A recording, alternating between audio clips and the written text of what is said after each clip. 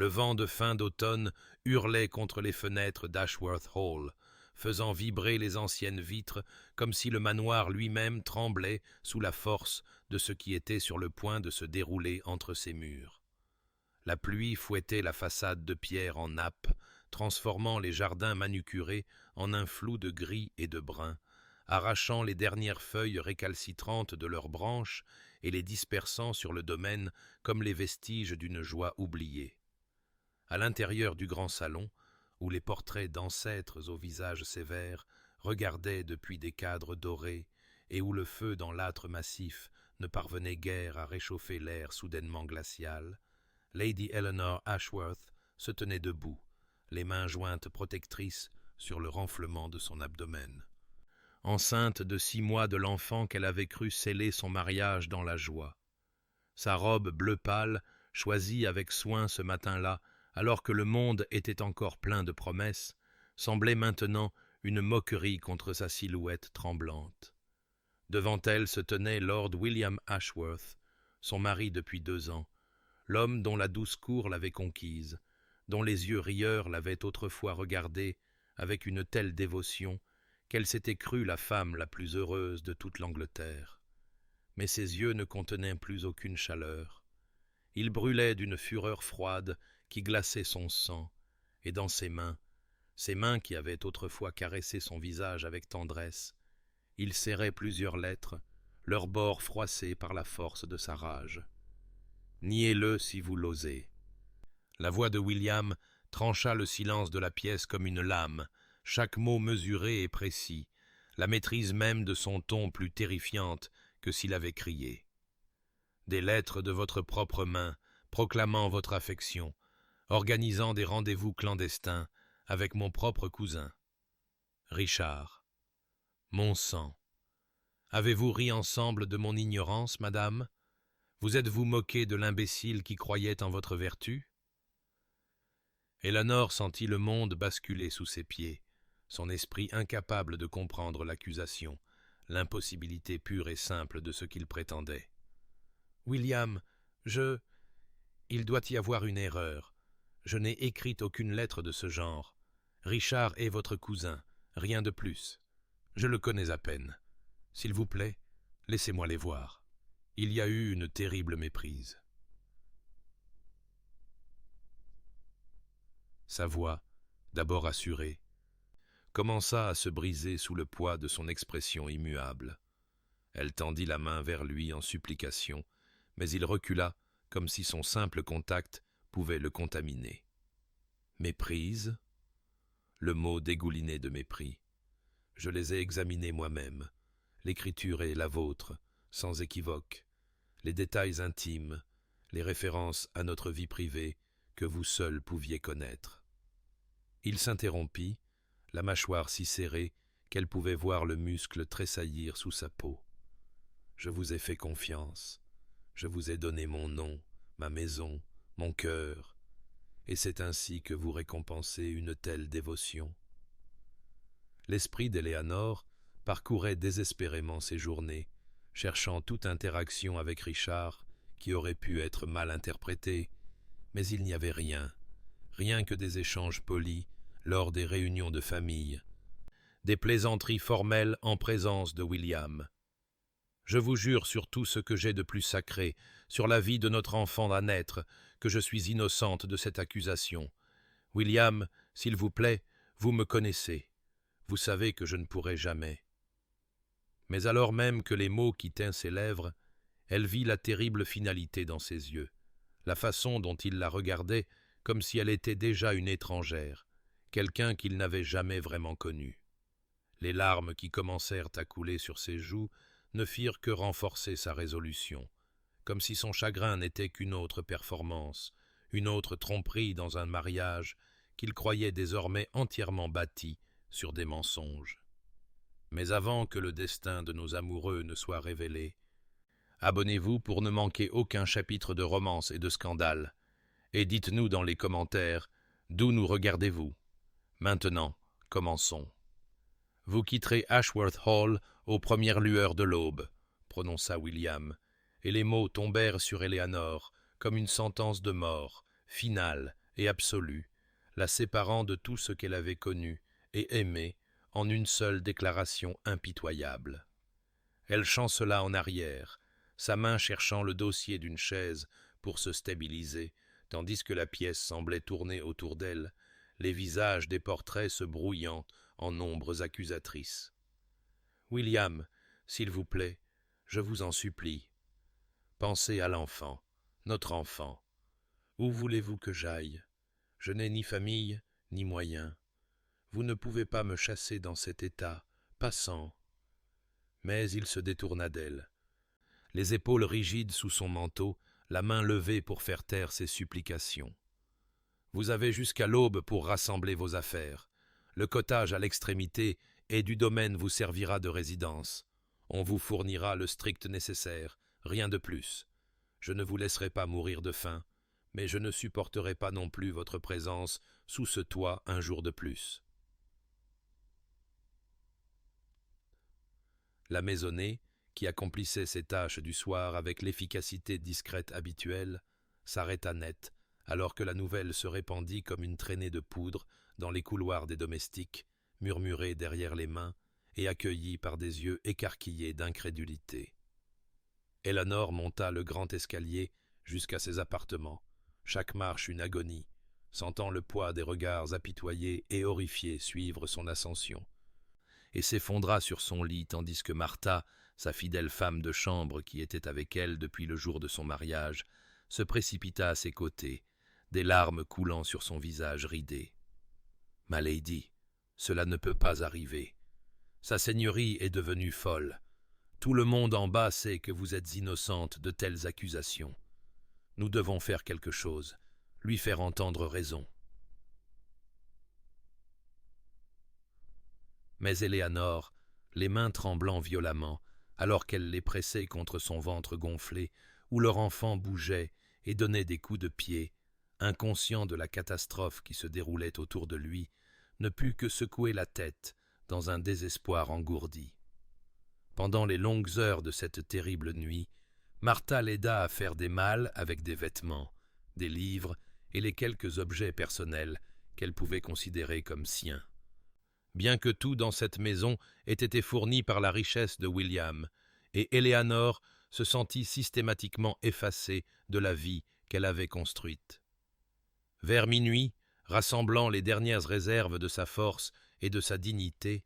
Éléanore s'assit à son secrétaire et composa une lettre à William, sa main tremblant si fort que l'encre tacha et macula le papier, mais elle persévéra, déversant son cœur sur la page, déclarant son innocence de toutes les fibres de son être, le suppliant d'enquêter davantage, d'interroger Richard directement, de lui donner une chance de prouver que ses lettres étaient des fabrications ou des erreurs ou n'importe quoi d'autre que ce qu'il croyait qu'elles étaient. Elle la scella avec de la cire, pressa sa chevalière dans le seau tendre et demanda à Martha de la livrer au bureau de William. Martha revint en quelques minutes, le visage cendré, ne tenant rien, et Éléanore sut sans demander ce qui s'était passé. William avait pris la lettre et, sans en lire un seul mot, l'avait jetée dans les flammes de la cheminée de son bureau, regardant son ultime plaidoyer se réduire en cendres, comme il avait déjà réduit leur mariage en ruine dans son cœur. L'aube vint, froide et grise, la pluie ayant cédé la place à un vent glacial qui faisait vibrer les vitres et semblait se lamenter avec le chagrin inexprimé d'Éléanore. La voiture qui devait la conduire à l'exil attendait dans l'allée, un petit véhicule miteux, plutôt que le beau carrosse dans lequel elle était arrivée en tant que jeune mariée, et cet affront délibéré ne passa pas inaperçu auprès du personnel qui s'était rassemblé en témoins silencieux. Beaucoup avec des larmes sur les joues pour voir leur maîtresse partir en disgrâce. Éléanore, enveloppée dans une lourde cape qui dissimulait à peine son état, traversa le hall d'entrée une dernière fois, ses yeux se posant sur chaque détail familier, les sols en marbre qu'elle avait foulés en tant que nouvelle épouse, les fleurs qu'elle avait arrangées la veille dans des vases en cristal, l'air même qui contenait des souvenirs de rire, de musique et d'espoir, Puis elle sortit dans la cruelle matinée et ne regarda pas en arrière, bien qu'elle entendît les sanglots étouffés de Martha derrière elle, et sut qu'au moins une âme en ce lieu croyait en son innocence, même si la seule qui comptait vraiment l'avait condamnée sans pitié ni sursis. Le cottage qui devint la prison d'Eleanor se trouvait à l'extrémité et du domaine d'Ashworth. Une structure qui avait autrefois abrité le garde-chasse et sa famille avant qu'une résidence plus grande ne soit construite plus près de la maison principale. Et bien qu'il ne fût pas sans ses charmes modestes, un toit de chaume, des murs blanchis à la chaux, un petit jardin maintenant envahi par la décomposition de l'automne, il semblait à Éléanore être le bout du monde, un lieu où elle avait été chassée de tout ce qui lui était familier et cher, pour être jetée dans un purgatoire d'incertitude et de honte. Les semaines qui suivirent son bannissement s'écoulèrent avec la lenteur particulière de la souffrance, chaque jour s'étirant interminablement devant elle, alors qu'elle naviguait dans les routines de survie de cette existence diminuée. Son corps s'alourdissant avec l'enfant, tandis que son cœur semblait se vider de solitude et de désespoir. Les villageois, qui lui faisaient autrefois des révérences respectueuses lorsqu'elle passait dans sa voiture, traversaient maintenant de l'autre côté de la ruelle quand ils la voyaient approcher, le visage détourné, leur silence plus accablant que n'importe quelle condamnation verbale, car le scandale s'était répandu comme un poison à travers la campagne, et à leurs yeux, elle était une femme déchue, une adultère qui avait trahi un homme bon et jeté la disgrâce sur un nom honorable. Martha, que son cœur fidèle soit béni, venait à la faveur de l'obscurité 2 fois par semaine, risquant la colère de William et sa propre position pour apporter des provisions, du pain et du fromage, des conserves de la cuisine du manoir, de la laine pour tricoter, des bougies pour repousser l'obscurité hivernale envahissante, et ces visites devinrent le seul lien humain qu'Éléanore possédait, les seuls moments où elle pouvait exprimer à voix haute les pensées qui, sinon, tournaient sans fin dans son esprit comme des oiseaux en cage désespérés de se libérer. Éléanore passait ses journées à des activités qui occupaient ses mains, même si son esprit errait dans le labyrinthe de son chagrin. Elle cousait de minuscules vêtements pour le bébé qui allait bientôt arriver, chaque point une prière pour un avenir qu'elle ne pouvait imaginer. Elle lisait dans la petite collection de livres qu'on lui avait permis d'emporter, bien que les romans d'amour qui l'avaient autrefois ravie semblaient maintenant une cruelle moquerie. Et elle écrivait des lettres à William qu'elle savait qu'il ne lirait jamais,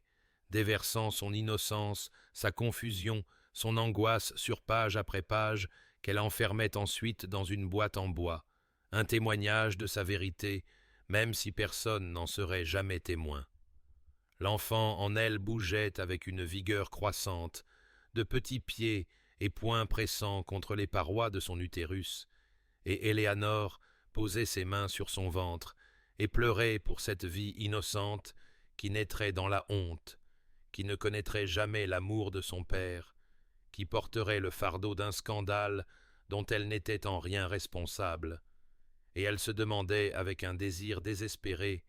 ce que William penserait s'il pouvait sentir ses mouvements, s'il pouvait connaître la réalité de l'enfant qu'il avait aidé à créer puis abandonner. Alors que novembre cédait la place à décembre, l'hiver s'abattit sur le cottage avec des vents violents qui trouvaient chaque fissure et crevasse dans les vieux murs, et Éléanore se blottissait près du maigre feu, enveloppée dans des châles, regardant le givre s'étendre sur les vitres comme des motifs de dentelle de glace, ressentant son isolement comme un poids physique sur sa poitrine, une solitude écrasante qui faisait de chaque respiration un effort, et elle pensait parfois que ce devait être ce que l'on ressentait en étant oublié du monde, en existant dans un espace entre la vie et la mort où rien n'importait et où personne ne se souciait, et seuls les mouvements insistants de son enfant lui rappelaient qu'elle était encore attachée à cette terre, encore responsable d'au moins une autre âme, et ainsi elle endurait, jour après jour, froid et sans fin, attendant une résolution qu'elle ne pouvait envisager et pleurant un amour qu'elle craignait d'avoir perdu à jamais. William avait cru que bannir Éléanore lui apporterait la paix, que retirer la source de son humiliation et de sa trahison de sa vue lui permettrait de reconstruire les murs autour de sa fierté blessée et de reprendre la vie qu'il avait connue avant que sa tromperie ne la brise. Mais au lieu de cela, il se retrouva hanté par une absence qui remplissait chaque recoin d'Ashworth Hall d'un reproche fantomatique, sa chaise vide à la table à manger une accusation silencieuse, sa broderie abandonnée sur le canapé du salon, un rappel de toutes les petites intimités domestiques qu'il avait détruites avec sa fureur vertueuse. Il se retira dans son bureau, ce sanctuaire masculin de cuir et de bois sombre où il avait passé tant de soirées en sa compagnie, lisant à voix haute pendant qu'elle travaillait à son ouvrage, et maintenant il était assis seul avec une carafe de brandy qui ne semblait jamais se vider, peu importe le nombre de verres qu'il versait, fixant les lettres qui l'avaient condamné, les lisant encore et encore, jusqu'à ce que les mots se brouillent devant ses yeux, et que sa tête batte à force de maintenir sa certitude contre les murmures insidieux du doute qui se glissaient dans ses pensées pendant les longues nuits sans sommeil. Sa sœur Catherine arriva à la mi-décembre, faisant irruption à Ashworth Hall avec sa présence imposante habituelle, et moins d'une heure après son arrivée, elle avait exigé de voir les preuves contre Éléanore. S'asseyant en face de William dans ce même bureau et examinant les lettres avec la précision d'une érudite, tandis qu'il défendait ses actions avec des arguments qui sonnaient de plus en plus creux, même à ses propres oreilles. « Ces lettres ne prouvent rien d'autre que ce que quelqu'un souhaite que vous croyiez, » dit Catherine, ses yeux perçants passant des pages au visage hagard de son frère, notant les cernes sous ses yeux, le tremblement de ses mains, la bouteille qui trônait trop en évidence sur son bureau.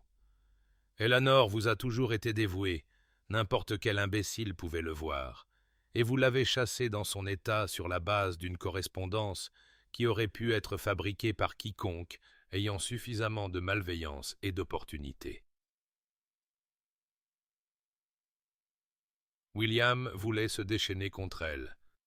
exiger qu'elle parte et emporte ses doutes avec elle, mais au lieu de cela, il se trouva incapable de soutenir son regard, ses mains se crispant et se décontractant, alors que des souvenirs remontaient malgré lui dans son esprit, le visage d'Éléanore le jour de leur mariage, radieux de joie et d'espoir, son rire doux quand il faisait une tentative maladroite d'humour, la façon dont elle touchait son bras en passant comme si elle ne pouvait supporter d'être près de lui sans un petit contact, ses larmes de bonheur quand elle lui avait parlé de l'enfant, et le plus terrible de tout, son visage ce dernier matin, pâle comme la mort elle-même, ses yeux implorant une pitié qu'il avait refusé d'accorder. Catherine quitta le bureau avec la promesse d'enquêter davantage, et William fut de nouveau seul avec son brandy et ses lettres, et la peur grandissante et lancinante d'avoir commis une terrible erreur, que sa fierté et sa rage l'avaient conduit à commettre une injustice si profonde qu'elle ne pourrait jamais être réparée. Et la nuit, il rêvait du visage pâle d'Éléanore, sa bouche formant des mots qu'il ne pouvait entendre, ses mains se tendant vers lui à travers une distance qui s'élargissait à chaque pas qu'il essayait de faire vers elle, et il se réveillait en haletant, sa chemise de nuit trempée de sueur, l'image fantomatique de sa souffrance imprimée dans son esprit comme une marque qui brûlait plus fort chaque jour, et il savait, bien qu'il ne pût encore l'admettre même à lui-même,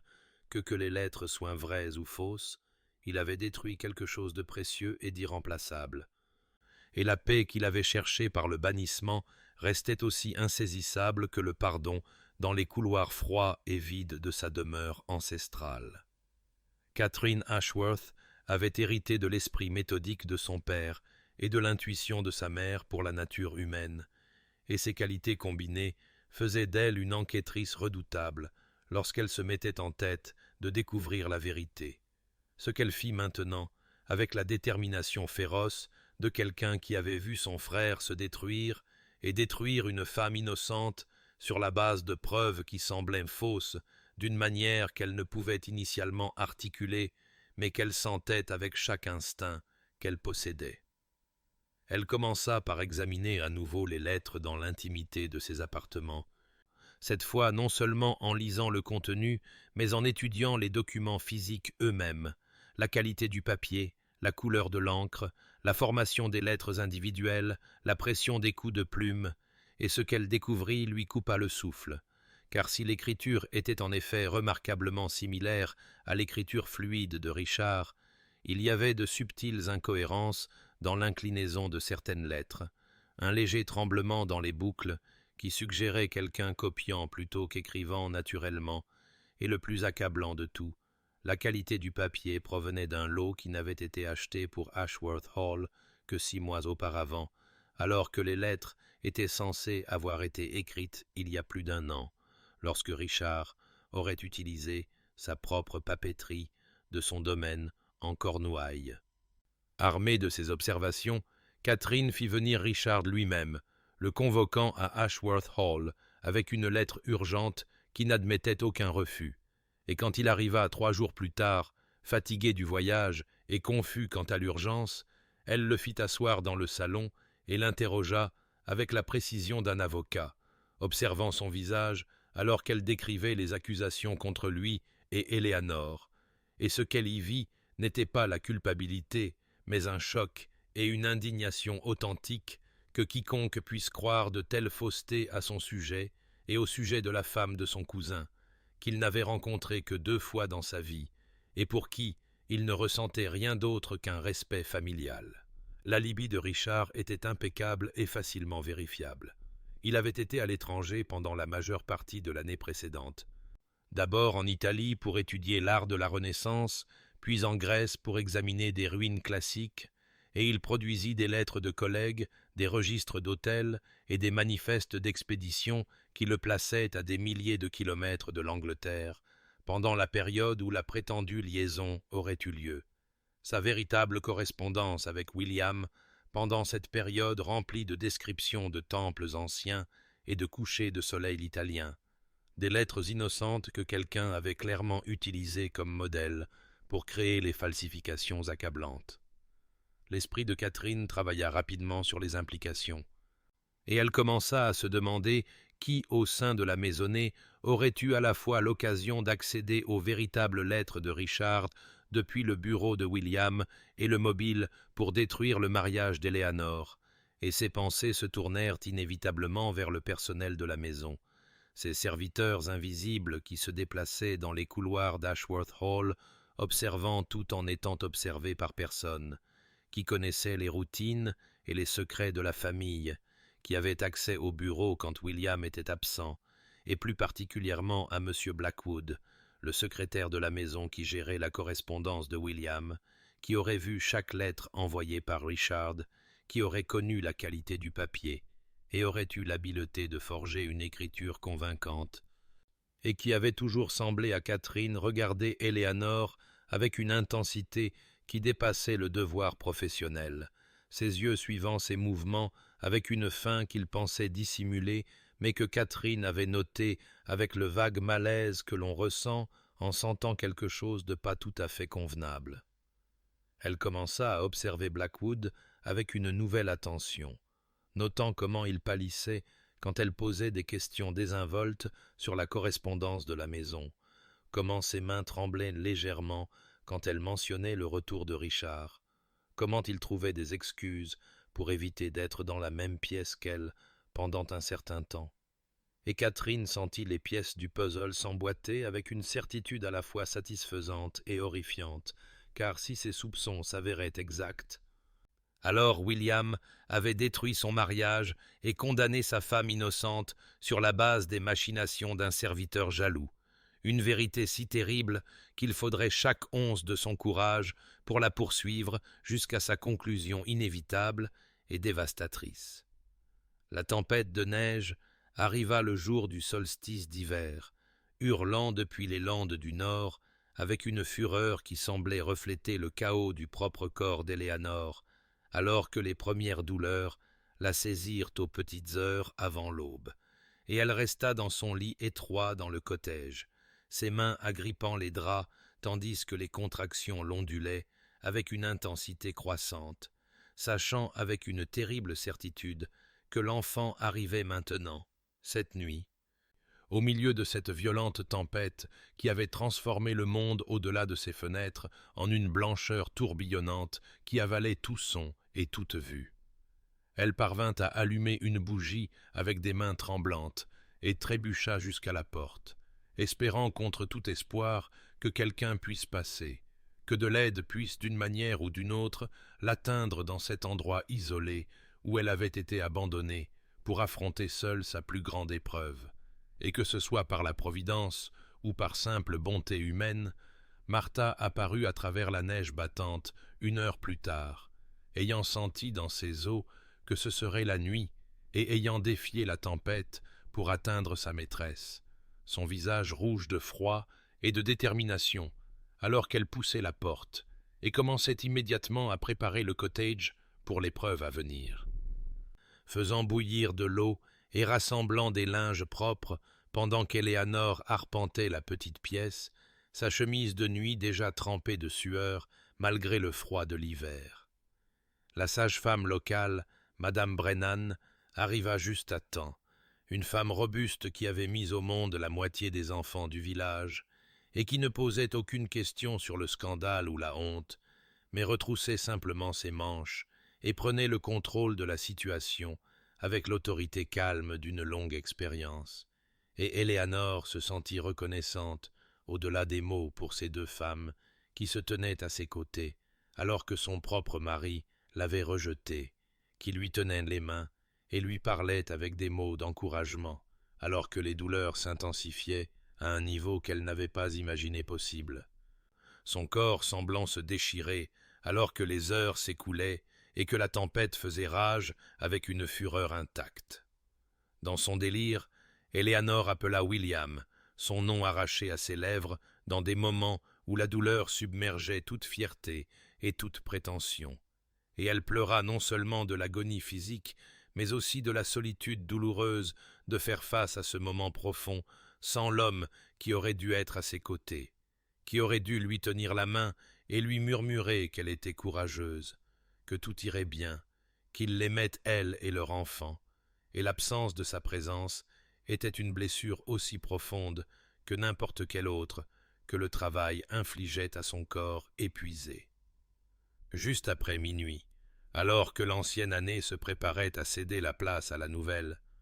la fille d'Éléanore vint au monde avec un cri qui perça le vent hurlant comme une proclamation de la persistance obstinée de la vie face à toute douleur, et Madame Brennan plaça le minuscule nourrisson vagissant sur la poitrine d'Éléanore, tandis que Martha pleurait ouvertement de joie et de soulagement. Et Éléanore baissa les yeux sur le petit visage rouge, les minuscules poings s'agitant en protestation contre ce nouveau monde froid, et sentit l'amour déferler sur elle comme une vague, féroce et protectrice et absolue. Un amour qui rendit sa propre souffrance soudainement insignifiante par rapport au miracle de cette nouvelle vie qu'elle tenait contre son cœur. Elle la nomma Rose, d'après la mère de William, cette femme douce qui était morte quand William avait à peine 12 ans et dont le portrait était toujours accroché dans le grand hall d'Ashworth. Et tandis qu'Éléanore murmurait le nom à sa fille, elle pleura pour tout ce qui avait été perdu, pour le père qui ne connaîtrait jamais l'enfant qui portait le nom de sa mère, pour la famille qui aurait dû se réunir pour célébrer cette naissance, pour le bonheur qui leur avait été volé par les mensonges et la fierté et la terrible fragilité de la confiance. Et elle serra Rose contre elle, alors que la tempête commençait enfin à diminuer à l'extérieur,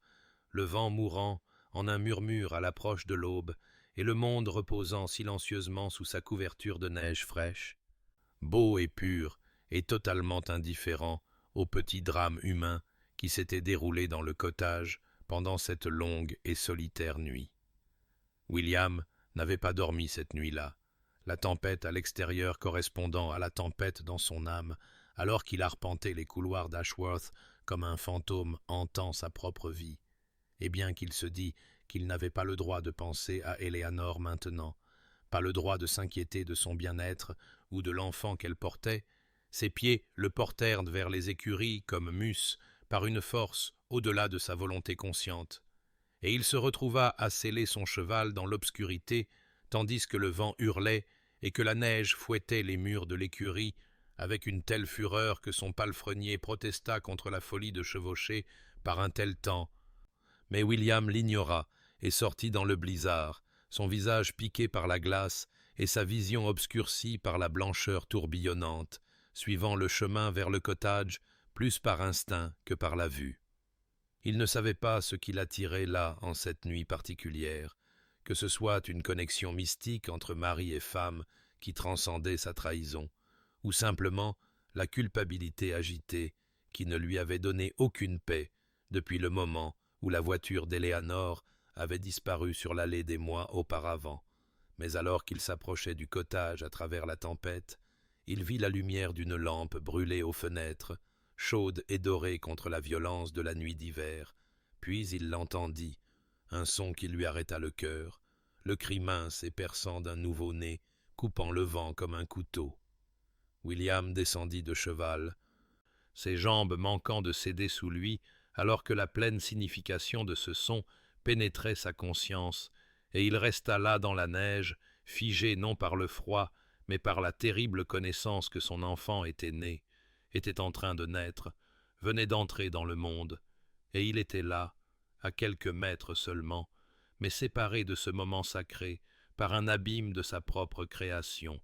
un gouffre d'accusation et de fierté et de fureur blessée, qui semblait maintenant totalement insignifiant par rapport à l'ampleur de ce qui se passait dans ce petit cottage où sa femme accouchait seule, sans lui, sans sa main à tenir, ou sa voix pour l'encourager à travers l'épreuve qu'il aurait dû partager. Il se rapprocha du cottage, ses bottes craquant dans la neige fraîche, et à travers la fenêtre, il pouvait voir des ombres bouger à l'intérieur. La silhouette robuste de la sage-femme, la silhouette plus petite de Martha, et Eleanor, son Eleanor, bien qu'il ne pût voir son visage clairement, et il l'entendit crier, un son d'une telle douleur qu'il le déchira comme une blessure physique, et il voulut faire irruption par la porte, aller vers elle, la supplier de lui pardonner, être là comme un mari devrait l'être,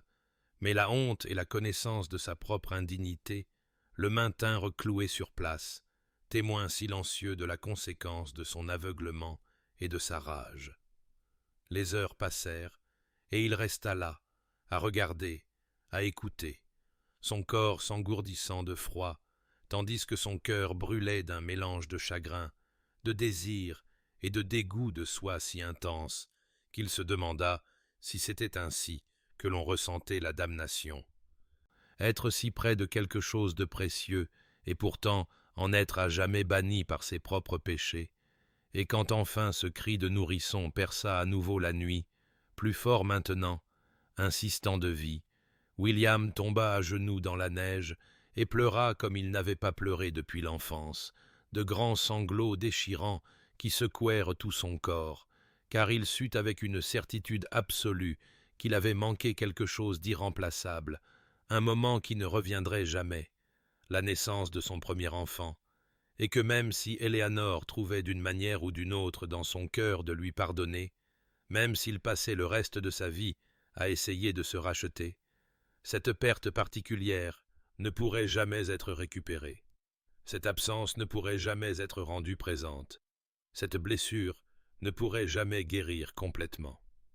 Alors que l'aube se levait et que la tempête commençait enfin à se calmer, William vit Martha sortir du cottage, épuisée mais souriante, et il monta rapidement sur son cheval et se retira dans les arbres avant qu'elle ne puisse le voir, ne voulant pas s'immiscer même à la périphérie de ce moment sacré, et il retourna à Ashworth Hall à travers la neige fraîche, le monde transformé en quelque chose de propre, de blanc et de beau, en totale contradiction avec la dévastation de son âme, et il sut en chevauchant que quelque chose s'était brisé en lui pendant cette longue nuit, une dernière barrière de fierté ou d'auto-justification, et à sa place ne restait que la connaissance brute et douloureuse de ce qu'il avait fait, de ce qu'il avait perdu, et de ce qu'il ne pourrait peut-être jamais récupérer. Catherine n'avait jamais entièrement fait confiance à M. Blackwood, car il y avait quelque chose dans la manière du secrétaire de la maison qui lui avait toujours semblé obséquieux mais vigilant, un homme qui se déplaçait dans les couloirs d'Ashworth avec l'efficacité discrète de quelqu'un qui savait où toutes les clés étaient gardées et quelle porte pouvait être ouverte sans invitation, et c'est cet instinct qui la conduisit à ses appartements un matin gris, 3 jours après que la tempête de neige se fut enfin calmée, soi-disant pour demander certains comptes de la maison, mais en réalité pour l'observer de plus près, à la suite de ses soupçons grandissants concernant les lettres qui avaient détruit le mariage de son frère. Elle trouva sa porte légèrement entr'ouverte, ce qui était inhabituel pour un homme si méticuleux quant à sa vie privée, et à travers l'ouverture, elle l'aperçut à genoux devant sa cheminée, jetant des papiers dans les flammes, avec des mouvements qui trahissaient une hâte désespérée, totalement contraire à son comportement habituellement mesuré, et sans hésitation, elle poussa la porte en grand et exigea de savoir ce qu'il brûlait avec une telle urgence qu'il n'avait même pas correctement fermé sa porte. Blackwood bondit sur ses pieds, son visage perdant toute couleur, et pendant un instant, Catherine vit une panique nue dans ses yeux, avant qu'il ne tente de se ressaisir, balbutiant quelque chose à propos de vieilles correspondances qui n'étaient plus nécessaires. Mais Catherine avait déjà traversé la pièce et saisi plusieurs feuilles du bureau avant qu'il ne puisse l'arrêter. Et ce qu'elle y vit lui glaça le sang, page après page d'exercices d'écriture, l'écriture distinctive de Richard copiée encore et encore avec une précision méticuleuse, et à côté de ces feuilles d'entraînement se trouvaient plusieurs des véritables lettres de Richard de ses voyages à l'étranger, des lettres que Blackwood avait manifestement utilisées comme modèle pour parfaire sa falsification. La confrontation qui s'ensuivit fit tomber des années de la façade soigneusement entretenue de Blackwood, et sous l'interrogatoire implacable de Catherine, mené avec toute l'autorité impérieuse de son rang, il s'effrita comme un mur bâti sur du sable. Sa confession jaillit en un torrent d'auto-justification et de ressentiment amer qui révéla les profondeurs de son obsession pour Eleanor. Une obsession qui avait commencé quand elle était encore mademoiselle Eleanor Hartley et était venue à Ashworth en tant qu'invitée 2 ans avant son mariage, sa beauté et sa grâce capturant l'attention de tout le monde dans la maison, y compris le secrétaire qui osait s'imaginer digne de son estime. Il lui avait écrit des lettres, admit Blackwood, la voix tremblante d'émotion, des lettres déclarant son admiration et sa dévotion, mais elle les avait retournées non ouvertes, avait évité sa présence avec une délicatesse qui avait en quelque sorte rendu son humiliation plus complète. Et quand William avait commencé à la courtiser sérieusement, quand il était devenu clair que le seigneur du manoir réclamerait ce que le secrétaire avait follement rêvé de posséder, quelque chose s'était brisé en Blackwood. Un dernier vestige de rationalité cédant la place à une jalousie vénéneuse qui avait couvé pendant des mois jusqu'à ce qu'il conçoive son terrible plan. La falsification avait été assez simple pour un homme ayant accès à la correspondance de Richard et l'habileté d'imiter une écriture qui provenait d'années de copies de la main de son maître sur des documents et des lettres, et Blackwood avait conçu ces fausses preuves avec un soin méticuleux, y intégrant suffisamment de détails authentiques pour rendre les lettres convaincantes, tout en y ajoutant le poison d'une intimité et de confessions inventées qui détruiraient la réputation et le mariage d'Eleanor, et il les avait placées là où William les trouverait. Connaissant assez bien l'orgueil et le tempérament jaloux de son maître pour prédire qu'il réagirait avec fureur plutôt qu'avec une enquête, qu'il croirait les preuves de l'encre et du papier plutôt que les protestations de la femme qui avait blessé la vanité de Blackwood en préférant un autre.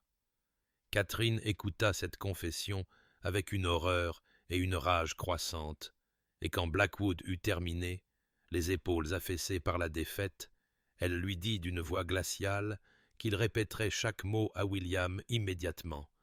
que sa malveillance avait détruit une femme innocente et déchiré une famille, et que toute miséricorde qu'il aurait pu espérer avait été perdue par l'ampleur de son crime, et elle convoqua des laquais pour s'assurer qu'il ne pourrait pas fuir pendant qu'elle allait chercher son frère. Sachant que la révélation qu'elle était sur le point de livrer briserait William tout en libérant Éléanore de la fausse condamnation qui avait défini ces terribles mois de séparation et de chagrin. William était dans la bibliothèque lorsque Catherine arriva, le visage grave et déterminé, et avant qu'il ne puisse se lever de sa chaise, elle lui dit d'une voix qui n'admettait aucune discussion qu'il devait venir avec elle immédiatement au salon où une affaire de la plus haute urgence attendait son attention, et bien qu'il commençât à protester, quelque chose dans son expression le fit taire, et il la suivit dans le couloir avec un sentiment de crainte grandissant qui s'intensifia lorsqu'il entra dans le salon pour trouver Blackwood debout entre deux laquais, le visage du secrétaire cendré et ses mains tremblantes. Et sur la table devant eux se trouvaient les preuves accablantes, les feuilles d'entraînement, les véritables lettres de Richard et plusieurs des pages falsifiées que Catherine avait sauvées des flammes. Catherine présenta les faits avec une précision froide, sa voix ferme, alors qu'elle relatait la confession de Blackwood, et alors que toute la vérité se dévoilait devant lui, William sentit le monde basculer et tangua sous ses pieds, car voici la preuve absolue qu'Éléanore avait été innocente, que les lettres qu'il avait crues avec une telle certitude n'étaient rien de plus que la création tordue de l'obsession d'un homme jaloux. Et il se tourna vers Blackwood avec une telle fureur montant dans sa poitrine que les laquais s'avancèrent instinctivement pour le retenir. Mais la rage de William, bien que terrible, fut presque immédiatement éclipsée par quelque chose de bien pire, un chagrin si profond et dévorant qu'il le mit à genoux aussi sûrement qu'un coup physique. Il exigea que Blackwood s'explique, qu'il prononce les mots à voix haute de sa propre voix, et le secrétaire le fit dans une confession hésitante qui mit à nu des années de désirs non partagés et de ressentiment. Sa voix se faisant plus forte alors qu'il tentait de justifier ses actions en prétendant qu'Éléanore l'avait humilié en rejetant ses avances, qu'elle avait mérité de souffrir comme il avait souffert, et c'est cette dernière déclaration qui brisa la paralysie de William, et il se redressa d'un bond et frappa Blackwood au visage avec une telle force que l'homme tomba en arrière. Et William se tint au-dessus de lui et dit d'une voix tremblante de violence à peine contenue que Blackwood serait livré au magistrat immédiatement, qu'il ferait face à toutes les conséquences de ses crimes, mais même en prononçant ces mots, William savait qu'aucune punition infligée à Blackwood ne pourrait réparer le mal qui avait été fait, ne pourrait restaurer les mois de souffrance d'Éléanore ou lui rendre le moment de la naissance de sa fille qu'il avait manqué. Catherine ordonna au laquais d'emmener Blackwood et de l'enfermer dans la cave jusqu'à ce que le magistrat puisse être convoqué. Et quand ils furent seuls, William s'effondra dans un fauteuil et enfouit son visage dans ses mains. Et sa sœur se tint à côté de lui en silence pendant un long moment avant de poser sa main sur son épaule et de lui dire doucement qu'il devait aller voir Éléanore maintenant, qu'il devait lui dire la vérité et implorer son pardon. Mais William secoua la tête et dit d'une voix rauque d'angoisse qu'il n'avait aucun droit de demander pardon, qu'il avait condamné une femme innocente, l'avait chassée alors qu'elle portait son enfant, l'avait laissée souffrir seule pendant la grossesse et l'accouchement parce qu'il avait été trop fier et trop prompt à croire le pire, trop prêt à laisser sa vanité blessée l'emporter sur tout instinct d'amour et de confiance. Et comment une telle transgression pourrait-elle jamais être pardonnée? Comment Éléanore pourrait-elle jamais le regarder à nouveau sans se souvenir de la cruauté de son accusation et de l'absolutisme de son rejet? Catherine s'agenouilla devant son frère et prit ses mains dans les siennes et lui dit qu'il ne pouvait pas savoir si Éléanore lui pardonnerait à moins d'avoir le courage de chercher ce pardon, que rester dans sa culpabilité et son désespoir était en soi une forme de lâcheté, une complaisance dans sa propre douleur plutôt qu'une véritable tentative de rédemption. Et ces mots le frappèrent comme de l'eau froide, le ramenant à la clarté, et il réalisa qu'elle avait raison, que quelle que soit la réponse d'Éléanore, il lui devait la vérité et ses excuses complètes et abjectes, non pas pour son propre bien, mais pour le sien,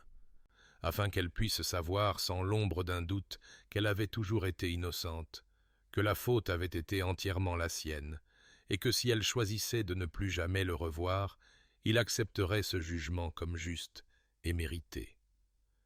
William quitta Ashworth Hall dans l'heure qui suivit, chevauchant à travers l'après-midi froid avec un désespoir qui le rendait insensible au vent glacial qui transperçait son manteau, et il arriva au cottage alors que le soleil d'hiver commençait sa descente vers l'horizon, projetant de longues ombres sur le sol couvert de neige, et il descendit de cheval avec des mains tremblantes et s'approcha de la porte où il ne s'était pas tenu depuis le jour où il avait observé depuis l'obscurité pendant la tempête, trop lâche alors pour s'annoncer,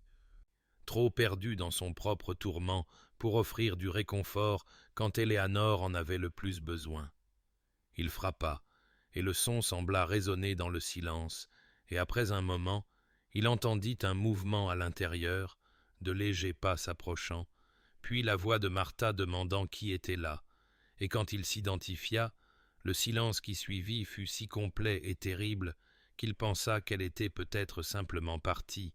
mais ensuite elle ouvrit la porte juste assez pour qu'il puisse voir son visage, sévère et protecteur, et elle lui dit d'une voix dépourvue de chaleur que sa maîtresse ne recevait pas de visiteurs, que Lady Eleanor en avait assez subi sans être soumise à une détresse supplémentaire, et William commença alors à parler, les mots sortant en un flot alors qu'il essayait d'expliquer au sujet de Blackwood et de la falsification et de l'horrible erreur qu'il avait commise, et l'expression de Martha passa de l'hostilité au choc, puis à quelque chose de plus difficile à définir, mais elle secoua toujours la tête et dit qu'Éléanore avait besoin de temps,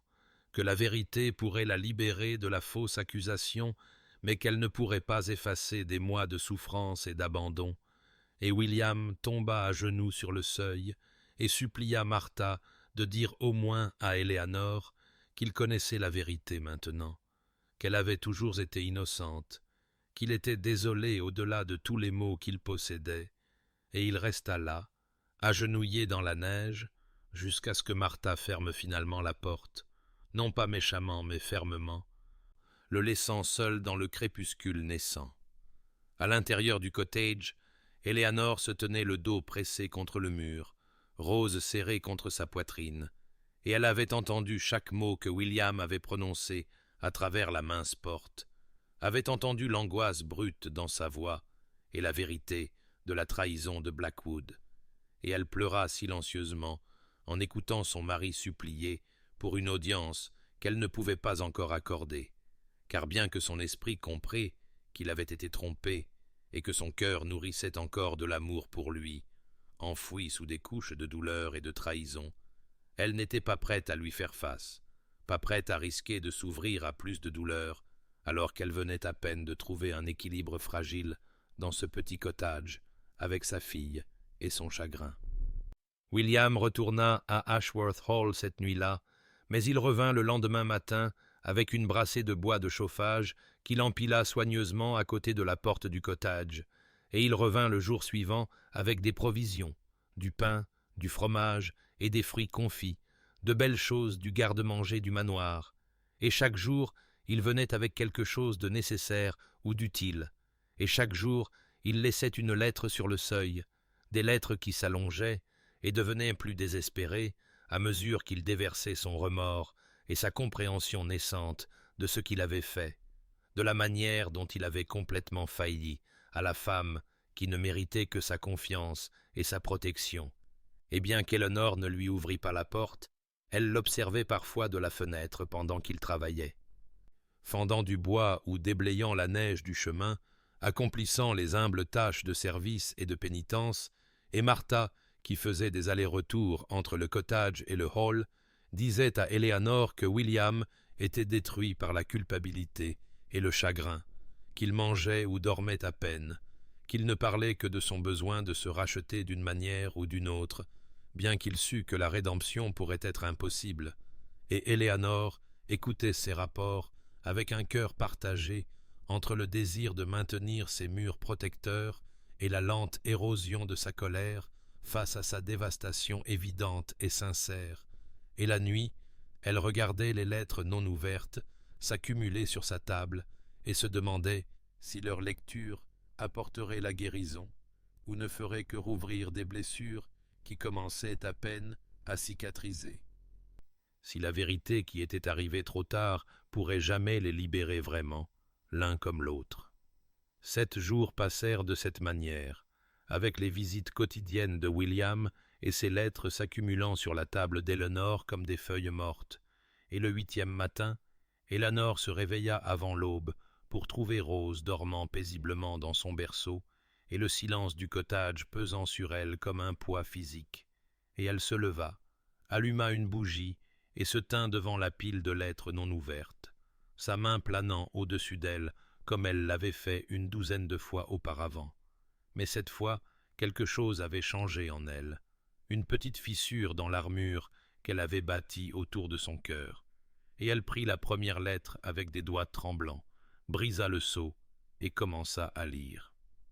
Les mots de William étaient bruts et sans phare, dépouillés de toute l'éloquence formelle qui avait caractérisé leur correspondance antérieure, et il écrivait sur la confession de Blackwood et les preuves que Catherine avait découvertes, expliquant en détail comment la falsification avait été accomplie, et son propre terrible aveuglement en acceptant les lettres comme vraies, mais plus que les faits, il écrivait sur sa dévastation face à ce qu'il avait fait, comment il était resté éveillé chaque nuit depuis qu'il avait appris la vérité et avait revécu le moment de son accusation, la cruauté de ses mots, l'absolutisme de son rejet, et il avouait qu'il n'avait aucun droit de demander pardon, mais qu'elle méritait de savoir qu'elle avait toujours été innocente, que la faute avait été entièrement la sienne, qu'il porterait le poids de son erreur pour le reste de ses jours, qu'elle choisisse ou non de le revoir. Éléanore lut à travers des larmes qui brouillaient les mots sur la page, et quand elle eut fini la première lettre, elle prit la 2e, puis la 3e, et elle lut toute la matinée pendant que Rose dormait et que le soleil d'hiver montait lentement dans un ciel pâle, et avec chaque lettre, elle sentit quelque chose se détendre dans sa poitrine, pas exactement le pardon, mais la reconnaissance que la souffrance de William était sincère et profonde, qu'il comprenait l'ampleur de sa transgression et ne cherchait pas à l'excuser ou à la diminuer, mais simplement à reconnaître la vérité et à accepter le jugement qu'elle pourrait rendre. Quand Martha arriva en milieu de matinée avec des provisions, elle trouva Éléanore assise à la table, entourée de lettres ouvertes, les yeux rouges d'avoir pleuré, et Martha demanda doucement si sa maîtresse allait bien, et Éléanore hocha la tête et dit d'une voix à peine plus haute qu'un murmure qu'elle voulait que Martha dise quelque chose à Lord William, qu'elle voulait qu'il sache le nom de l'enfant, et le visage de Martha s'adoucit de compréhension, et elle promit qu'elle transmettrait le message le jour même. William était en train de fendre du bois derrière le cottage quand Martha s'approcha de lui, et il se redressa immédiatement et demanda si Éléanore avait lu les lettres, s'il y avait une réponse. Et Martha lui dit que Lady Éléanore souhaitait qu'il sache que leur fille avait été nommée Rose, d'après sa défunte mère. Et l'effet de ces mots sur William fut immédiat et total. Il laissa tomber la hache et s'effondra à genoux dans la neige, et pleura avec une telle force que tout son corps trembla, car dans ce simple geste, il comprit qu'Éléanore ne l'avait pas oublié pendant son exil, que même dans ses heures les plus sombres, elle avait pensé à lui et honoré sa famille, et il réalisa que la femme qu'il avait si terriblement lésée avait encore trouvé de la place dans son cœur pour offrir cette petite gentillesse, ce lien entre leur fille et la grand-mère qui ne la connaîtrait jamais. Et Martha resta à le regarder pleurer, et sentit ses propres yeux se remplir de larmes, car elle les avait servis tous les deux, et les avait aimés tous les deux, et elle avait espéré contre tout espoir que, d'une manière ou d'une autre, les morceaux de ce mariage brisé puissent être rassemblés et reconstitués, bien qu'elle sût qu'une telle guérison exigerait du temps, de la patience et une sorte de courage que ni Éléanore ni William ne possédaient peut-être, et pourtant, à cet instant, voyant William brisé, humilié et véritablement transformé par son chagrin et son remords, elle s'autorisa à croire que peut-être la rédemption n'était pas impossible après tout. 3 semaines passèrent avant qu'Éléanore n'envoie enfin un message par Martha pour dire qu'elle verrait William, bien que les conditions qu'elle posa fussent précises et protectrices. Il pourrait venir au cottage à midi quand la lumière serait la plus forte, et il pourrait regarder sa fille, mais il resterait à l'extérieur pendant qu'elle se tiendrait à la fenêtre avec Rose dans ses bras, la vitre entre eux.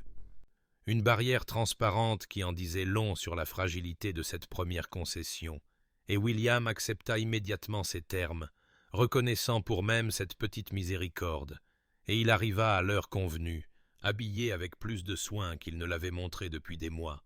ses mains tremblant alors qu'il s'approchait du cottage et voyait la silhouette d'Éléanore derrière le verre ondulé de la fenêtre. Et quand elle s'approcha, et qu'il put la voir clairement pour la première fois depuis ce terrible matin d'accusation, il fut frappé par la façon dont elle avait changé, son visage plus mince et marqué par la souffrance, ses yeux portant une méfiance qui n'avait jamais été là auparavant, mais elle était toujours belle, toujours la femme qu'il avait aimée et trahie.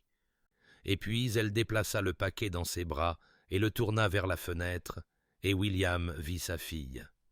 Rose dormait, son minuscule visage paisible et parfait, avec des traits délicats qui semblaient presque translucides à la lumière de l'hiver, et même à travers la distorsion du verre, William put voir la ressemblance avec sa mère,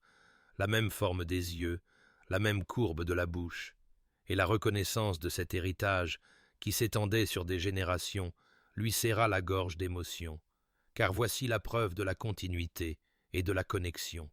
l'héritage de sa mère vivant dans cet enfant qu'il n'avait jamais tenu, et il leva la main et la posa à plat contre la vitre froide, comme s'il pouvait d'une manière ou d'une autre les toucher à travers cette barrière, et Éléanore observa son visage pendant qu'il regardait Rose, vit le désir,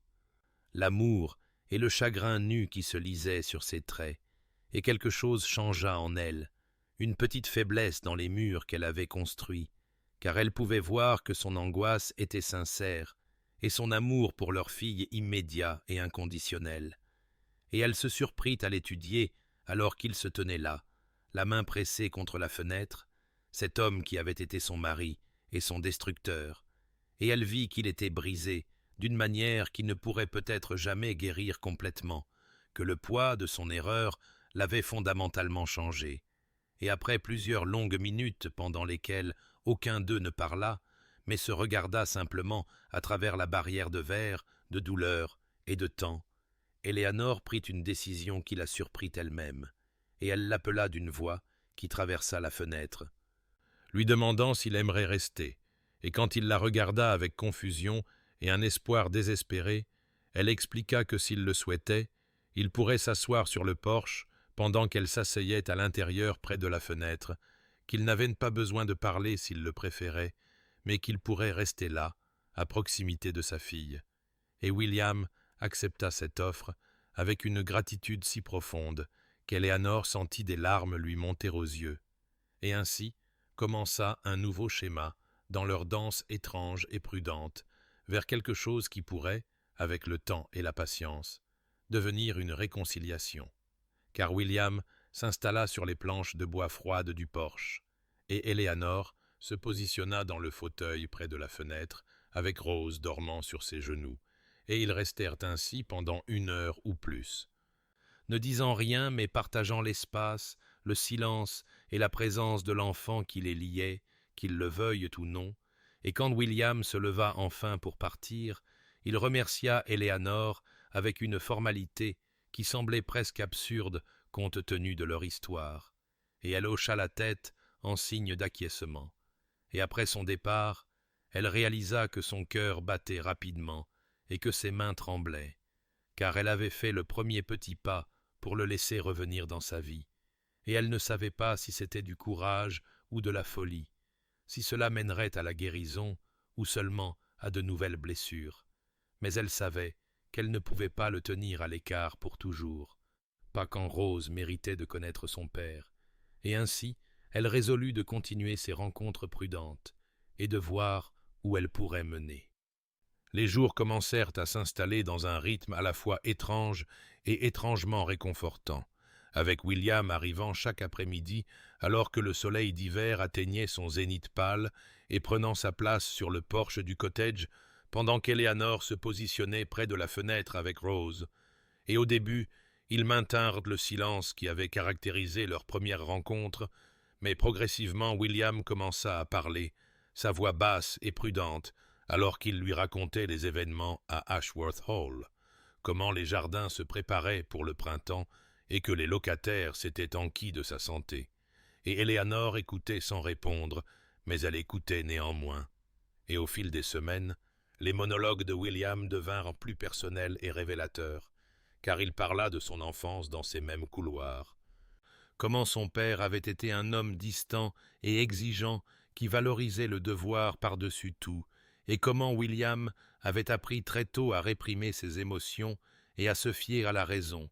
et il avoua que cette éducation l'avait rendu vulnérable à la tromperie de Blackwood, car il avait fait confiance aux preuves des lettres plutôt qu'aux preuves du caractère d'Eleanor, avait choisi la logique froide plutôt que la chaleur de la foi en la femme qu'il avait épousée.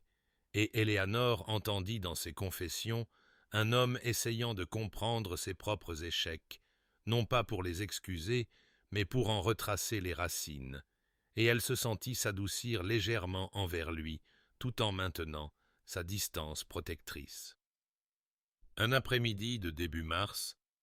alors que les premières lueurs du printemps touchaient le paysage gelé et que Rose jouait sur une couverture près de la fenêtre, faisant les délicieux gazouillis que font les nourrissons quand ils découvrent leur propre voix,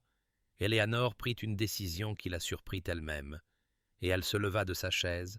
traversa la pièce jusqu'à la porte, et l'ouvrit juste légèrement, peut-être de 15 centimètres, assez pour que le son du rire de Rose puisse s'écouler librement à travers l'ouverture jusqu'à l'endroit où William était assis sur le porche, et elle observa par la fenêtre comment il se tourna vers ce son avec un tel désir et une telle joie sur son visage que des larmes lui montèrent immédiatement aux yeux, et il resta très immobile, comme s'il craignait que le moindre mouvement ne pousse Eleanor à refermer la porte. Et il écouta les sons joyeux de sa fille avec une expression de gratitude si profonde qu'Eleanor sentit quelque chose se fissurer à l'intérieur de la coquille protectrice qu'elle avait bâtie autour de son cœur, car elle réalisa que cet homme devant elle n'était pas le juge froid et certain qui l'avait banni, mais plutôt quelqu'un de brisé et refait par ses propres erreurs, quelqu'un qui avait appris par une terrible souffrance la différence entre l'apparence de la droiture et sa réalité, et elle commença à voir que peut-être la véritable repentance n'était pas seulement faite de mots ou de gestes, mais de ce genre de transformation fondamentale, cette volonté de s'asseoir jour après jour dans le froid et d'accepter les petites miséricordes qu'elle pourrait offrir sans en demander plus. Et quand William parla enfin ce jour-là, sa voix était épaisse d'émotion, et il la remercia pour ce cadeau d'entendre le rire de Rose, et Eleanor se surprit à répondre pour la première fois en des semaines, disant doucement que Rose méritait de connaître la voix de son père, et bien que la porte ne restât que légèrement entr'ouverte, et que la distance entre eux restât immense, quelque chose avait changé à ce moment-là, une reconnaissance qu'ils avançaient, aussi lentement soit-il, vers quelque chose qui pourrait éventuellement devenir une réconciliation.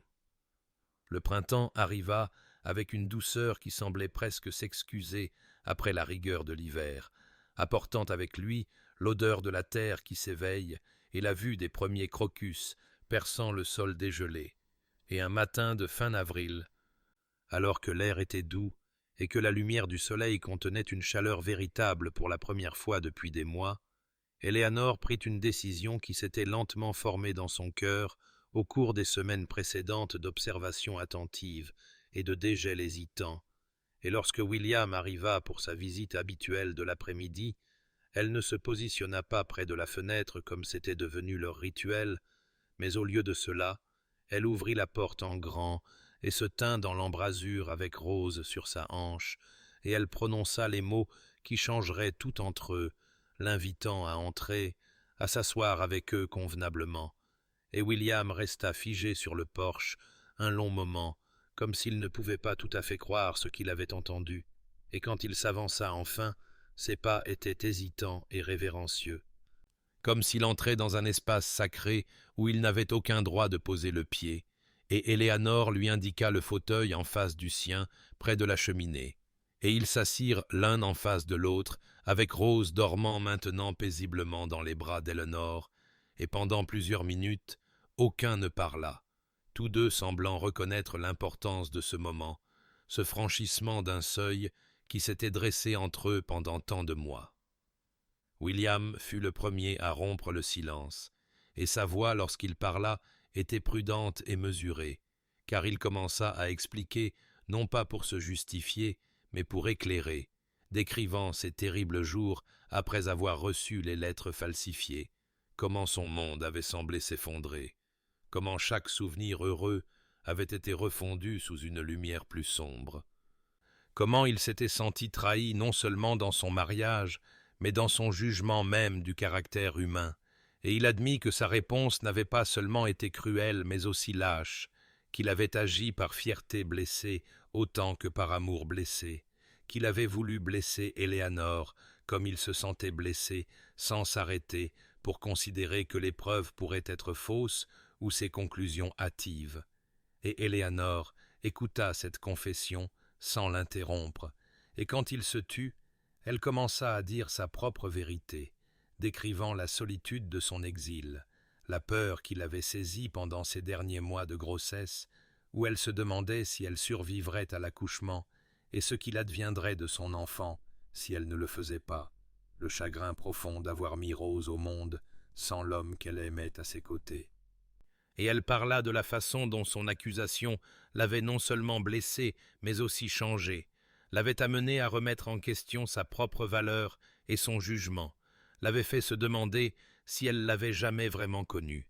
Et pendant qu'elle parlait, le visage de William reflétait tout le poids de ce que ses actions leur avaient coûté à tous les deux,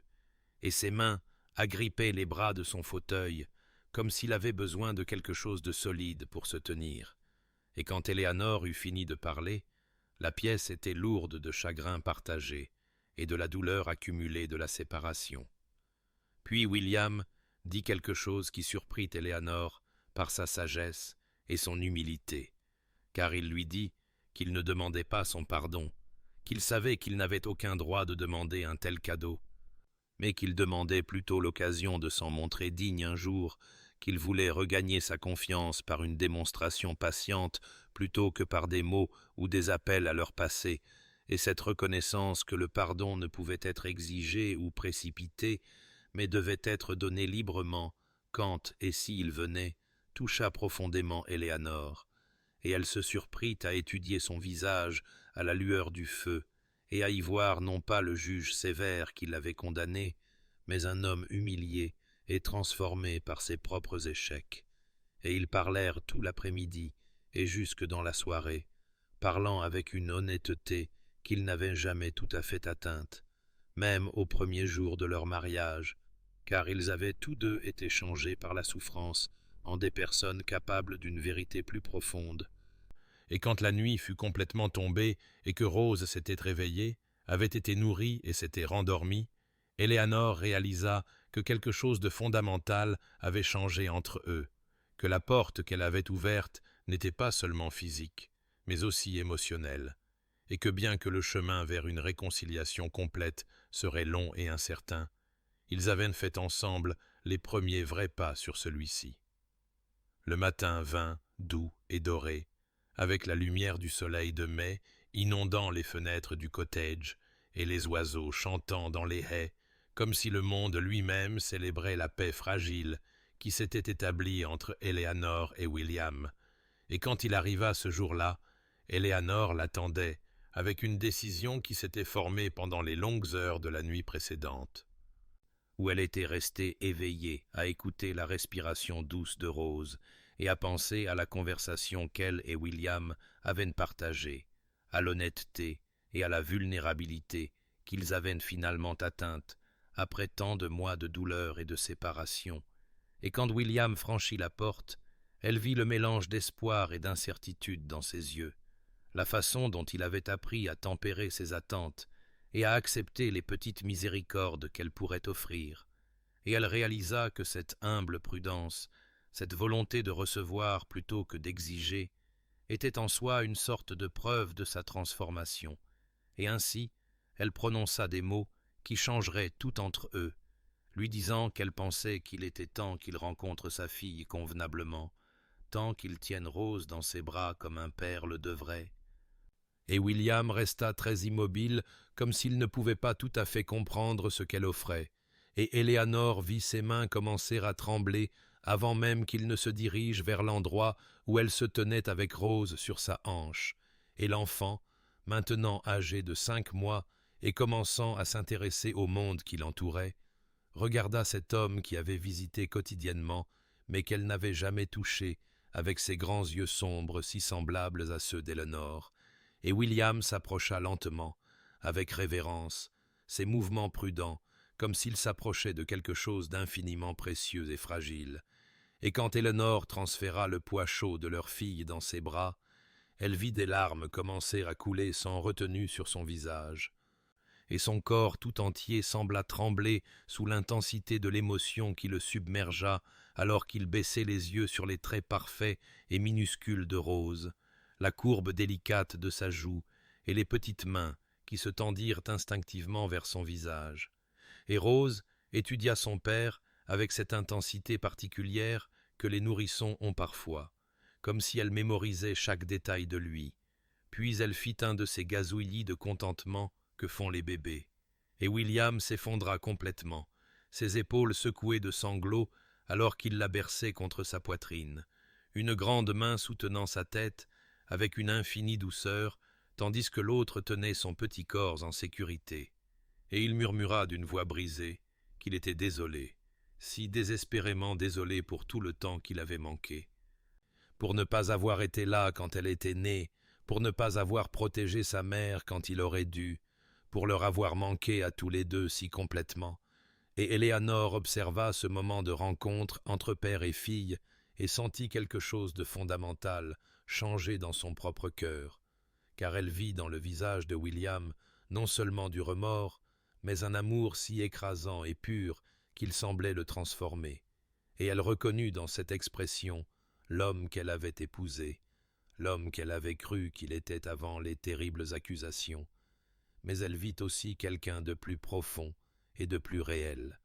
quelqu'un qui avait été brisé par ses propres erreurs et reconstruit en quelque chose de plus capable d'un amour véritable, parce qu'il comprenait maintenant son coup, et presque sans réfléchir. Éléanore s'avança et posa sa main sur l'épaule de William, la première fois qu'elle le touchait depuis ce jour affreux où il l'avait condamné, et le contact fut bref et hésitant, mais il était là, une reconnaissance qu'ils n'étaient peut-être plus deux personnes séparées maintenant, une distance prudente, mais commençaient à redevenir ce qu'ils avaient été autrefois, une famille. Et William la regarda avec un tel espoir et une telle gratitude sur son visage taché de larmes qu'Éléanore dut détourner le regard, et ils restèrent là dans le simple cottage, tous les trois, avec la lumière du matin, les inondant comme une bénédiction, et l'avenir s'étendant devant eux, incertain, mais plus tout à fait aussi sombre. Dans les jours qui suivirent ce moment profond où William tint Rose pour la première fois, un rythme commença à s'établir. Hésitant et prudent comme les premières notes d'une mélodie en composition,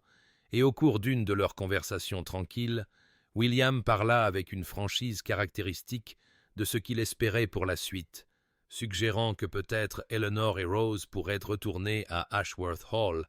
que tous les trois pourraient reprendre leur vie de famille dans le grand manoir où leur mariage avait commencé. Mais Éléanore sentit son corps tout entier se crispa à cette suggestion,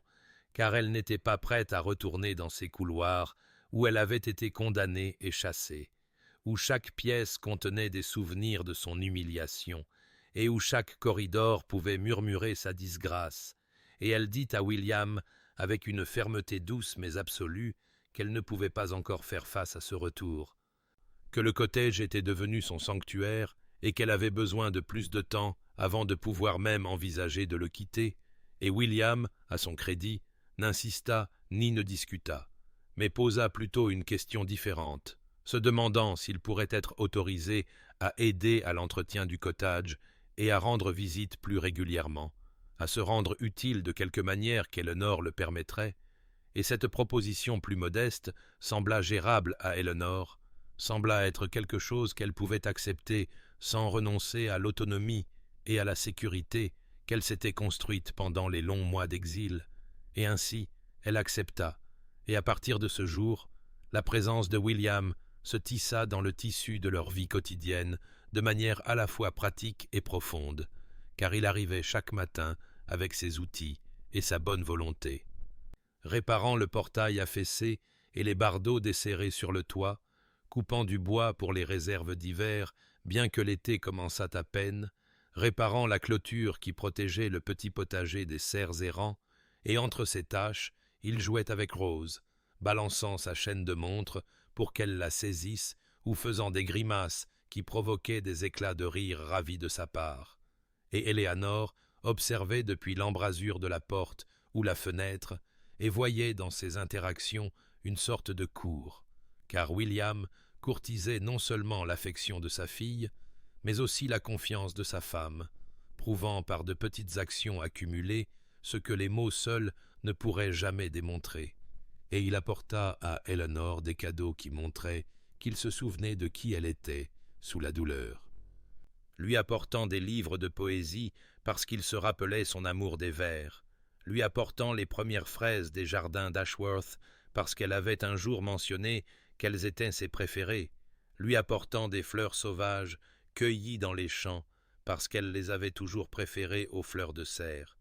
Et le soir, il lui lisait à voix haute, pendant qu'elle cousait ou allaitait Rose, sa voix remplissant le cottage d'histoires de lieux lointains et d'aventures impossibles, et lentement, imperceptiblement d'abord, puis avec un élan croissant, Eleanor commença à sentir quelque chose changer en elle, commença à reconnaître que les murs qu'elle avait bâtis autour de son cœur pour se protéger n'étaient peut-être plus nécessaires, que l'homme devant elle avait en effet changé, avait été humilié et affiné par ses propres terribles erreurs en quelqu'un capable de la patience et de la dévotion que le véritable amour exigeait, et elle se surprit à le regarder avec Rose et à ressentir non seulement de l'appréciation, mais quelque chose de plus chaud, quelque chose qui lui rappelait ce qu'elle avait ressenti au premier jour de leur mariage, quand tout semblait possible et que leur avenir s'étendait devant eux, brillant de promesses, et bien qu'elle ne fût pas encore prête à exprimer ses sentiments à voix haute, elle savait que la présence persistante et douce de William reconstruisait non seulement les structures physiques du cottage, mais aussi les fondations de confiance sur lesquelles leur mariage pourrait un jour se rétablir. L'été arriva pour de bon, apportant avec lui de longues soirées dorées où la lumière semblait s'attarder à jamais et où l'air était doux du parfum du chèvrefeuille et des roses sauvages, et un soir de fin juin, alors que Rose avait près de 8 mois et devenait plus active et curieuse chaque jour, Eleanor et William étaient dans le jardin du cottage, observant leur fille explorer le monde depuis sa couverture sur l'herbe, tendant la main vers les papillons et riant de la façon dont les feuilles bougeaient dans la douce brise.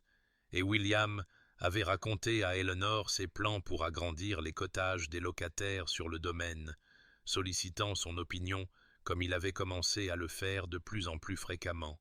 valorisant ses pensées et sa perspective d'une manière qu'il n'avait pas réussi à faire pendant leur premier mariage, et Eleanor répondait avec un intérêt sincère quand soudain Rose se hissa en utilisant le bord de la couverture, vacillant précairement sur ses petites jambes avec un air de détermination féroce sur son visage, et les deux parents se turent, observant leur fille le souffle coupé, puis Rose lâcha la couverture et fit un pas chancelant en avant, puis un autre, se dirigeant vers William avec les bras tendus et le visage illuminé de triomphe. Et William tomba à genoux, avec des larmes coulant déjà sur son visage, et ouvrit les bras pour la rattraper. Et quand Rose tomba dans son étreinte, les deux parents pleuraient et riaient simultanément, submergés par la belle banalité de cette étape que tant de parents voient ensemble, mais qu'ils craignaient de ne jamais pouvoir partager. Et William serra Rose contre lui et leva les yeux vers Éléanor avec une telle joie et une telle tristesse mêlée qu'Éléanor sentit quelque chose se briser dans sa poitrine, une dernière barrière qu'elle avait maintenue autour de son cœur, et elle réalisa à cet instant cristallin de bonheur partagé qu'elle lui avait pardonné, vraiment et complètement pardonné, que le poids du ressentiment et de la douleur qu'elle avait porté s'était en quelque sorte dissous au fil des jours accumulés de sa dévotion patiente et de sa transformation sincère. Et quand William eut réinstallé Rose sur la couverture pour qu'elle pratique sa nouvelle compétence, Éléanor lui demanda s'il pouvait marcher avec elle un moment, et ils se déplacèrent jusqu'au bord du jardin où les roses poussaient à l'état sauvage contre le mur de pierre. Et là, dans la lumière déclinante, Éléanor lui dit qu'elle croyait en son remords, qu'elle pouvait voir que son amour était réel et sa repentance sincère. Et William resta très immobile, puis demanda d'une voix à peine plus haute qu'un murmure si elle pensait pouvoir un jour l'aimer à nouveau, s'il y avait un espoir qu'il puisse reconstruire ce qu'il avait si négligemment détruit. Et Éléanor regarda cet homme qui avait été à la fois son plus grand amour et sa plus profonde douleur, qui l'avait condamné injustement, mais qui avait aussi passé des mois à prouver sa dévotion par des actions plutôt que par des mots. Et elle lui dit la vérité, qui avait grandi dans son cœur, sans qu'elle s'en rende tout à fait compte, qu'elle n'avait jamais cessé de l'aimer, même quand elle détestait ce qu'il avait fait, que l'amour avait été enfoui sous des couches de douleur et de trahison, mais qu'il n'était jamais mort, et maintenant, à la lumière de sa transformation et de sa propre guérison, elle le sentait renaître, tendre et nouveau, mais indéniablement là. Et William pleura ouvertement et demanda s'il pouvait l'embrasser.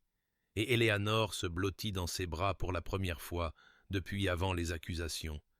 Et ils restèrent là dans le jardin, avec leur fille, jouant à proximité, et la lumière du soir transformant tout en or, se tenant l'un l'autre, tandis que le passé commençait enfin à relâcher son emprise sur le présent. La décision de retourner à Ashworth Hall ne fut pas prise à la légère ni rapidement, mais émergea plutôt progressivement au cours de plusieurs semaines, suivant cette soirée transformatrice dans le jardin. Et Éléanor se surprit à penser au manoir, non pas avec la crainte et la révulsion qu'elle avait ressenties si longtemps, mais avec une volonté prudente de récupérer ce qui lui avait été volé. Et quand elle dit finalement à William un matin d'août qu'elle était prête à rentrer à la maison, qu'elle voulait que Rose grandisse dans la maison qui était son droit de naissance et qu'ils redeviennent vraiment une famille, William pleura de gratitude et commença immédiatement à prendre des dispositions. Et le jour de leur retour fut fixé à la fin septembre, quand le temps serait beau et qu'Éléanor aurait le temps de se préparer émotionnellement à franchir à nouveau ce seuil. Et quand le jour arriva, William vint les chercher en voiture, aidant Éléanor et Rose à monter avec un soin si tendre qu'on aurait dit qu'elles étaient faites de la plus fine porcelaine, et tandis qu'ils parcouraient la route familière du cottage à la maison principale, Éléanor sentit son cœur battre rapidement d'anxiété et d'anticipation mêlées, et Rose, marchant maintenant avec assurance et babillant dans son langage de bébé, sembla sentir que quelque chose d'important se passait et serra fermement la main de sa mère, et quand la voiture s'arrêta devant la grande entrée d'Ashworth Hall, tout le personnel de la maison était assemblé à l'extérieur dans sa plus belle livrée, et alors que William aidait Éléanor à descendre de la voiture, ils éclatèrent en applaudissements et en acclamations spontanées, et Elinor vit des larmes sur de nombreux visages, y compris ceux de la gouvernante Madame Hartford et du majordome M. Green, qui avaient tous deux servi la famille pendant des décennies, et Martha se précipita pour embrasser Elinor avec une joie non dissimulée. Puis Catherine apparut en haut des marches, radieuse et émue, et elle descendit rapidement pour serrer Éléanore dans une étreinte chaleureuse, murmurant qu'elle avait prié pour ce jour, et qu'Éléanore avait sa place ici, en tant que véritable dame d'Ashworth Hall,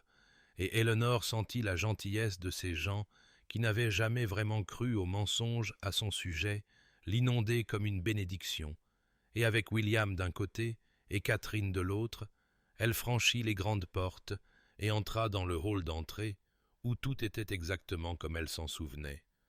Mais en quelque sorte transformée par la connaissance qu'elle revenait non pas dans la honte, mais dans le triomphe, et William la conduisit à l'étage jusqu'à leurs appartements privés, et quand il ouvrit la porte, Éléanore eut un hoquet de surprise, car il avait tout fait redécorer dans des tons doux de crème, de rose et d'or, enlevant chaque meuble et chaque tableau qui s'y trouvait pendant ces terribles jours d'accusation, et les remplaçant par de nouvelles choses qui ne contenaient aucun souvenir douloureux.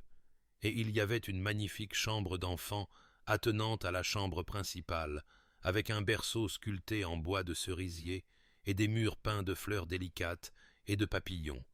Et Éléanore se tourna vers William avec des larmes coulant sur son visage et le remercia d'avoir compris qu'elle avait besoin que cet espace soit nouveau, qu'il soit exempt du passé, et cette nuit-là, après que Rose eut été installée dans son nouveau berceau, Éléanore et William s'allongèrent dans le grand lit qui avait été apporté spécialement pour leur retour, avec Rose dormant paisiblement entre eux dans son plus petit berceau positionné, de manière à ce qu'ils puissent tous les deux la voir. Et Éléanore regarda autour d'elle la douce lumière des bougies jouant sur les nouveaux murs, et ressentit quelque chose qu'elle n'avait pas ressenti depuis avant que tout ne s'effondre. Elle se sentit en sécurité, elle se sentit chez elle sentit que peut-être l'avenir dont ils avaient autrefois rêvé pourrait encore être possible après tout. Les mois d'hiver qui suivirent leur retour à Ashworth Hall passèrent dans un doux rythme de guérison et de redécouverte. Tandis qu'Éléanore et William réapprenaient à être mari et femme, non pas de la manière naïve de leur premier mariage, mais avec une compréhension plus profonde forgée par la souffrance et la rédemption, et à l'approche du printemps et de l'anniversaire de leur mariage initial, William vint voir Éléanore un soir alors qu'elle lisait près du feu, et lui demanda, avec une hésitation caractéristique, si elle envisagerait de renouveler leurs vœux, non pas comme une simple formalité, mais comme un véritable choix mutuel, en pleine connaissance de tout ce qu'ils avaient enduré et surmonté. Et Éléanore leva les yeux de son livre, les larmes déjà aux yeux, car elle avait pensé la même chose, sentant qu'ils avaient besoin d'une cérémonie pour marquer ce nouveau départ et pour sanctifier ce qu'ils construisaient ensemble. Et il fut donc arrangé que le 1er jour de mai, ils se réuniraient dans la petite chapelle du domaine avec seulement leurs proches pour les voir s'engager à nouveau l'un envers l'autre, et les semaines de préparation furent remplies d'une attente tranquille, tandis qu'Éléanore commandait une simple robe de soie crème, sans l'ornementation élaborée de sa première robe de mariée, quelque chose qui parlait de la force tranquille qu'elle avait acquise plutôt que de l'innocence qu'elle avait perdue. Et William travailla avec le vicaire pour rédiger de nouveaux vœux qui reconnaîtraient le chemin qu'ils avaient parcouru et l'engagement qu'ils prenaient, les yeux grands ouverts, sur la fragilité humaine et la possibilité d'échec. Et quand le jour arriva, il fut parfait dans sa simplicité, avec la chapelle décorée uniquement de fleurs sauvages que Catherine avait cueillies dans les champs, et Rose, maintenant âgée de 13 mois et marchant avec assurance, avait reçu un petit panier de pétales de fleurs à porter, bien qu'elle fût plus intéressée à les manger qu'à les disperser, et alors qu'Éléanore entrait dans la chapelle au bras de Catherine, son propre père étant décédé des années auparavant, Elle vit William l'attendre à l'autel, des larmes coulant déjà sur son visage, et le petit groupe de serviteurs et de membres de la famille qui les avaient soutenus à travers tout se leva. Et quand Éléanore atteignit le côté de William, il prit ses mains dans les siennes, et ils tremblaient tous les deux, et le vicaire commença la cérémonie, mais ce furent leurs propres mots qui comptèrent le plus, et William parla le premier, sa voix se brisant alors qu'il reconnaissait le tort terrible qu'il lui avait fait, et la grâce qu'elle avait montrée en lui permettant de se montrer à nouveau digne de son amour. Et il jura devant Dieu et ses témoins qu'il passerait chaque jour de sa vie à l'honorer, à la protéger et à choisir de lui faire confiance, même quand la peur murmurait des mensonges. Et Éléanore répondit avec ses propres vœux, parlant du pardon, non pas comme d'un oubli, mais comme d'un choix délibéré de libérer le passé et de construire quelque chose de nouveau, et elle promit d'être patiente avec sa guérison, comme il avait été patient avec la sienne, de se souvenir qu'ils étaient tous deux des personnes imparfaites, engagées à s'aimer à travers et malgré leurs défauts. Et quand ils échangèrent de nouvelles alliances que William avait fait faire, de simples anneaux d'or gravés de la date de ce second mariage plutôt que du premier, il n'y avait pas un œil sec dans la chapelle, et la petite Rose, sentant que quelque chose d'important se passait, s'avança en titubant et enroula ses petits bras autour des jambes de ses deux parents. Et les témoins rassemblés rirent à travers leurs larmes, alors que William soulevait sa fille tout en gardant un bras autour d'Éléanore. Et le vicaire les prononça à nouveau mari et femme, liés non pas par des promesses naïves, mais par un engagement éprouvé. Et quand William embrassa Éléanore, ce fut avec une révérence et une gratitude qui parlaient d'une joie durement gagnée. Et ensuite, ils sortirent de la chapelle sous le soleil printanier, en tant que famille véritablement unie pour la première fois, non pas parce que le passé avait été effacé, mais parce qu'ils avaient choisi d'avancer ensemble vers l'avenir, portant leurs cicatrices, mais n'étant plus définis par elles. 5 années s'étaient écoulées depuis ce matin de mai, où Eleanor et William avaient renouvelé leurs vœux dans la petite chapelle, et au cours de ces années, la famille Ashworth avait prospéré d'une manière qui semblait autrefois impossible pendant ces sombres mois de séparation et d'angoisse. Et Eleanor se tenait maintenant dans le salon du matin d'Ashworth Hall, observant par la fenêtre William poursuivre Rose et ses jeunes frères et sœurs dans le jardin, Rose, à 6 ans, courant avec l'assurance d'une enfant qui n'avait jamais connu que l'amour et la sécurité, son frère Thomas, âgé de 3 ans, la suivant aussi vite que ses petites jambes le lui permettaient,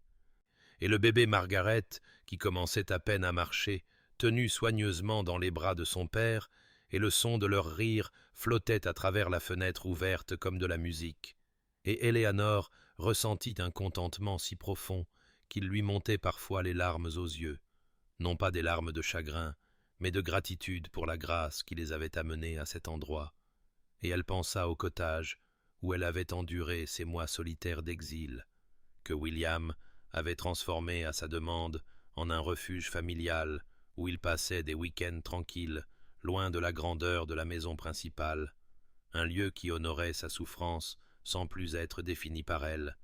et elle se souvint de la femme qu'elle avait été lorsqu'elle y était arrivée, brisée, abandonnée et portant un enfant dont le père les avait rejetés tous les deux.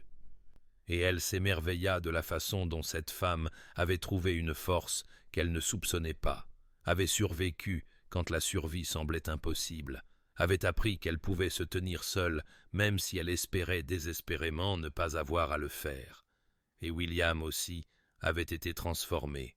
la certitude arrogante qui l'avait conduit à la condamner sans preuve suffisante, remplacée par une humilité et une douceur qui faisaient de lui un meilleur mari, un meilleur père, un meilleur homme qu'il ne l'avait été auparavant. Et leur mariage était maintenant construit non pas sur l'idéalisme romantique de la jeunesse, mais sur les fondations éprouvées du pardon librement accordé et de la confiance minutieusement reconstruite. Et ils portaient tous deux des cicatrices de ces terribles mois, mais les cicatrices ne les définissaient plus. Servant plutôt de rappel du chemin parcouru et de la préciosité de l'amour qu'ils avaient lutté pour reconquérir, et en regardant William maintenant avec leurs enfants, en voyant la joie sur son visage non terni par la culpabilité qui l'avait hanté si longtemps, Éléanore sut qu'ils avaient accompli quelque chose de rare et de précieux. Ils avaient pris les morceaux brisés de leur vie fracassée et construit quelque chose de plus fort et de plus beau que ce qui existait auparavant. Et alors que Rose aperçut sa mère à la fenêtre et lui fit un signe de la main avec un plaisir sans retenue, Éléanore lui répondit et sentit son cœur déborder d'amour pour cette famille qui avait été éprouvée par le feu et en était sortie affinée plutôt que détruite. Et elle sut que l'histoire de leur souffrance et de leur rédemption résonnerait à travers les générations d'Ashworth à venir, un témoignage du pouvoir du pardon et de la possibilité de secondes chances lorsqu'elles sont accueillies avec un repentir sincère et un amour patient. Et cher auditeur, que ce conte vous rappelle que nous sommes tous capables de terribles erreurs nées de la peur et de l'orgueil, qu'un instant d'imprudence peut briser des vies et détruire ce qui est le plus précieux,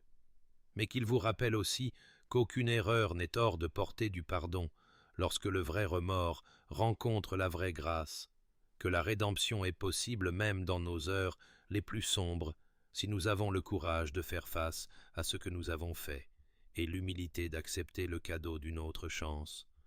Et puissiez-vous être lent à juger et prompt à vérifier, puissiez-vous choisir la confiance plutôt que la suspicion et l'amour plutôt que la peur, et lorsque vous aurez vous-même besoin de pardon ou serez appelé à l'offrir, puissiez-vous vous souvenir de William et d'Eleanor et savoir que les choses brisées peuvent être réparées, peut-être pas comme elles étaient avant, mais en quelque chose d'encore plus fort pour avoir été brisées et réparées, et que vos nuits soient paisibles et votre cœur léger, sachant que l'amour persiste même à travers les plus longs hivers, et que le printemps revient toujours à ceux qui attendent avec espoir. Et cette histoire vous est offerte par les contes du cœur et du foyer, où nous croyons que chaque fin peut devenir un nouveau commencement si nous choisissons l'amour plutôt que l'amertume et le pardon plutôt que le ressentiment. Alors jusqu'à ce que nous nous retrouvions dans un autre conte, que la grâce et la paix vous accompagnent sur votre chemin.